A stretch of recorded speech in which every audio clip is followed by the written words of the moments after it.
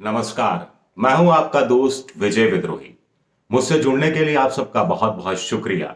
और मैं अगले 7-8 मिनट आपसे जुड़ने की कोशिश करूंगा। आज बात करेंगे गुजरात में आम आदमी पार्टी का क्या होगा।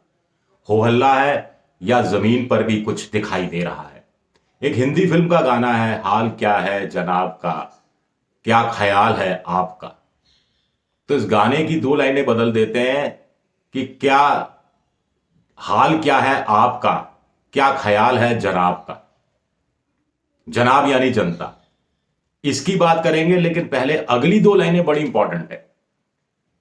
तुम तो मचल गए हो, तुम तो मचल गए हो, यूं ही फिसल गए हा हा हा। दो लाइनें बदल देते हैं। तुम तो बदल गए हो, तुम भी बदल गए हो।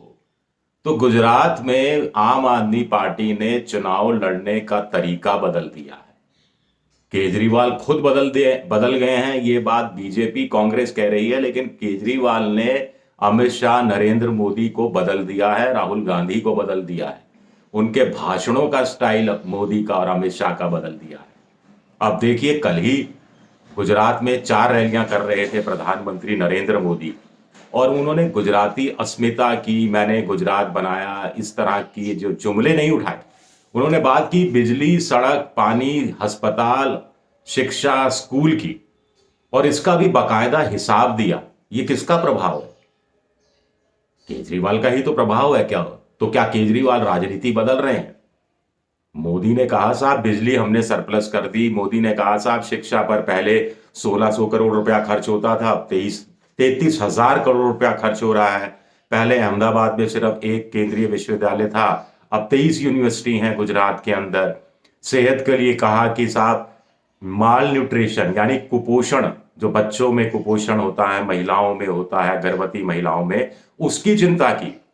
अब यही मोदी हैं जिनसे कुछ साल पहले पूछा गया था कुपोषण को लेकर गुजरात में, वाइब्रेंट गुजरात वाले मामले में, तो उनका कहना था कि साहब गुजरात में जो महिलाएं हैं ना, वो ना सेहत की तरफ ज्यादा ध्यान देने लगी है, फिगर की तरफ, वो ना अपने आप को मेंटेन करने लगी हैं, इसलिए कम खाती हैं। तो ये तर्क दिया गया था। अब हालत यह है कि अमित शाह को एक अस्पताल के उद्घाटन के लिए आना पड़ा, सड़क को मरम्मत का आदेश जारी करना पड़ा। प्रधानमंत्री नरेंद्र मोदी के लिए भी सुना है कि पहले जहां जिस दौरे पर जाते थे तो उसमें ये सुनिश्चित करते थे कि एक जगह एक बड़े अस्पताल का, सरकारी अस्पताल का वो उद्घाटन करेंगे। तो ये सब क्यों हो रहा है? ये सब केजरीवाल के कारण ही तो हो रहा है। लेकिन केजरीवाल इस बीच बदल गए हैं। बीजेपी का कहना है, उनका कहना है कि साहब उनकी राजनीति थी कि राजनीति में आए हैं तो सब बदल देंगे, अब वो खुद बदल गए हैं। इस तरह की बातें उनके लिए कही जा रही हैं। अब देखिए पहले दो लाइनों पे, हाल क्या है जनाब का, क्या ख्याल है आपका। तो जनाब यानी जनता, जनता का क्या ख्याल है आम आदमी पार्टी को लेकर। दो तरह के ख्याल सामने आ रहे हैं। एक तो केजरीवाल अच्छे आदमी हैं, हिंदूवादी हैं, राष्ट्रवादी हैं, तिरंगा यात्रा निकालते हैं, भारत माता की जय का नारा बुलंद करते हैं, रेवड़ियां बांटने की यानी गरीब आदमी की चिंता करते हैं, जिसको रेवड़ी नहीं कहते, ये मोदी जी रेवड़ी कहते हैं, इनके हिसाब से रेवड़ी नहीं है, गरीब आदमी की चिंता है। वाजिब हक है, 30,000 का पैकेज दे दिया है, जिसमें बिजली से पैसे बचेंगे, हेल्थ से पैसे बचेंगे, शिक्षा से पैसे बचेंगे, महिलाएं अगर एक घर में 3 है तो 3,000 रुपया आ जाएगा, आदि आदि आदि आदि आदि। ये कह रहे हैं, यानी हजारों ख्वाहिशें ऐसी कि हर ख्वाहिश पे दम निकले, बहुत निकले मेरे अरमा, फिर भी कम निकले। लेकिन एक दूसरा ख्याल भी है। दूसरा ख्याल है कि अवसरवादी हैं, मुसलमानों की बात नहीं करते, और वक्त आने पर हिंदूवादी हो जाते हैं, राम के मुकाबले हनुमान को निकाल लाते हैं, और सरकारी जो नोट है, देश की जो करेंसी है, उसमें पिक्चर लगाने की बात करते हैं, गणेश जी की और लक्ष्मी जी की। तो ये सब राजनीति करने का एक तरीका है। बीजेपी की बी टीम बने हुए हैं, वोट कटवा पार्टी है, बीजेपी सत्ता में आए इसके लिए भूमिका तैयार कर रहे हैं, ऐसा आरोप कांग्रेस के लोग लगाते हैं। और ये भी कहते हैं कि संगठन नहीं है, नेता नहीं है, ढंग के उम्मीदवार नहीं है, तमाम चीजें कहा जाते हैं। यानी कि वही एक शेर एक और, कोई हाथ भी ना मिलाएगा जो गले मिलोगे तपाक से, कोई हाथ भी ना मिलाएगा जो गले मिलोगे तपाक से, ये नए मिजाज का शहर है, जरा फासले से मिला करो। अब हकीकत क्या है? हकीकत क्या है कि 182 में से आम आदमी पार्टी करीब 55-60 सीटों पर ज्यादा जोर लगा रही है। हकीकत यह है कि 3 इलाके छांटे हैं, सूरत शहर की 4-5 सीटें छांटी हैं, वैसे तो 7-8 छांटी हैं। फिर ट्राइबल एरिया उत्तरी गुजरात का है, वहां पर उनकी फ्री बीज यानी रेवड़ी स्कीम बड़ी पॉपुलर हो रही है। सौराष्ट्र के इलाके में भी, ग्रामीण इलाकों में उन्होंने घुसने की कोशिश की है। वहां पहले ज्यादा सीटों पर केंद्रित थे, वहीं के जो उनके मुख्यमंत्री पद के उम्मीदवार हैं यसुद्दीन, अ, अ, वो भी वहीं से आते हैं, जो चारण हैं एक तरह से। और केजरीवाल इस तरफ ज्यादा ध्यान दे रहे हैं। गालिब का एक शेर है जो केजरीवाल पर मुझे लगता है कि सटीक शायद बैठना चाहिए चुनावी नतीजे आने के बाद।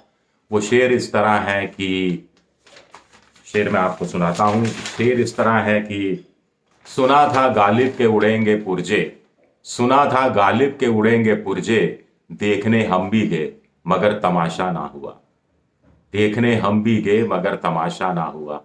यानी जो बीजेपी और कांग्रेस मानकर चल रही है, खासतौर से कांग्रेस की, केजरीवाल साहब के पुरजे उड़ जाएंगे, सियासी पुरजे पुरजे हो जाएंगे, पार्टी खत्म हो जाएगी, गुजरात में कुछ नहीं कर पाएगी, वो इस तमाशे को देखने का मौका नहीं उठा पाएगी। ना बीजेपी को यह तमाशा देखने को मिलेगा, क्योंकि ऐसा तमाशा नहीं होगा।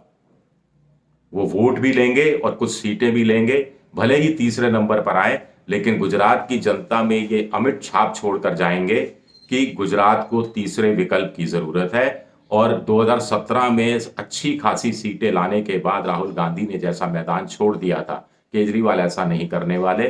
कोशिश उनकी होगी कि 2024 के लोकसभा चुनाव में गुजरात की कम से कम 1-2 लोकसभा सीटों पर पुरजोर तरीके से लड़ा जाए, और 2027 के विधानसभा चुनाव में बीजेपी को सीधी सीधी टक्कर गुजरात में दी जा सके। तब एंटी इनकम्बेंसी 32 साल की हो जाएगी। और अगर केंद्र में तीसरी बार बीजेपी आई, जैसा कि आज की तारीख में लग रहा है, तो केंद्र की एंटी इनकम्बेंसी भी उस समय 15 साल के आसपास हो जाएगी, 13 साल कुछ कह सकते हैं। चलिए, शुक्रिया आप सबका, बहुत बहुत शुक्रिया। मेरा ये नया यूट्यूब चैनल है, आपसे बहुत उम्मीद है सहयोग की। अगर मेरा वीडियो अच्छा लगा तो इसको सब्सक्राइब कीजिए, इसको लाइक कीजिए, शेयर कीजिए, दोस्तों के बीच में इसको दीजिए, और आप अपनी राय दीजिए कि किस तरह का वीडियो मुझसे चाहते हैं। और हाँ, सबसे बड़ी बात, नीचे जो ये घंटी जैसी आकृति है, बेल आइकन, इसको भी दबाइए ताकि आपको पता लग जाए कि मेरा नया वीडियो कब आने वाला है। शुक्रिया आप सबका। हाँ, ट्विटर का भी मेरा हैंडल है @विद्रोही7। चलिए, शुक्रिया आप सबका, बहुत बहुत बहुत बहुत शुक्रिया।